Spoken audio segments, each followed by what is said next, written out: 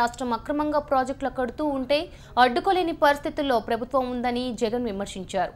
రాష్ట్రానికి అన్యాయం జరుగుతుంటే చంద్రబాబు ఏమాత్రం నోరు మెదపడం లేదని ఆరోపించారు.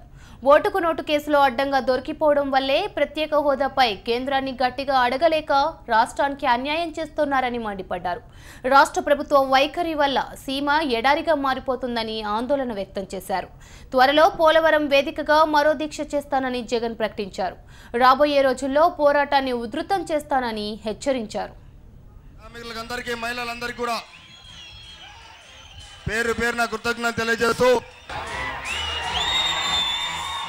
మహారాష్ట్ర అవసరాలు తీరిన తర్వాత కింద కర్ణాటకలోని ఆల్మట్టి నారాయణపూర్ డ్యాములు నిండితే తప్ప కిందికి చుక్క కూడా నీళ్లు రాని పరిస్థితి. శ్రీశైలంకి నీళ్లు రాక మునిపే మహబూబ్ నగర్ లో మీరే 800 అడుగులకే పంపులు పెట్టి నీళ్లు తీసుకొని పైకే పోతాం, మేము తోడుకుంటాము అని అంటే ఇది అన్యాయం కాదా అని చెప్పి నేను అడుగుతా ఉన్నాను కేసీఆర్ గారిని.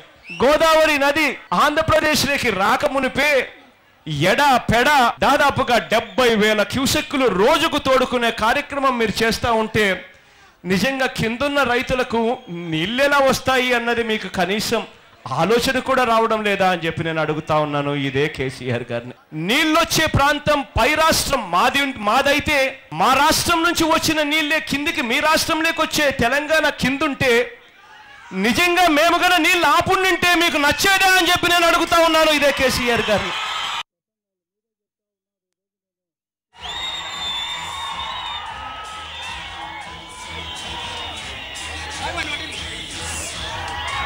శ్రామికులు, సోదరులు, కార్మికులు అందరూ వచ్చి ఈ దీక్షకు భారీగా మద్దతు తెలిపినందుకు ప్రతి ఒక్కరికి పేరు పేరున మనకు కృతజ్ఞతలు చేస్తున్నాను.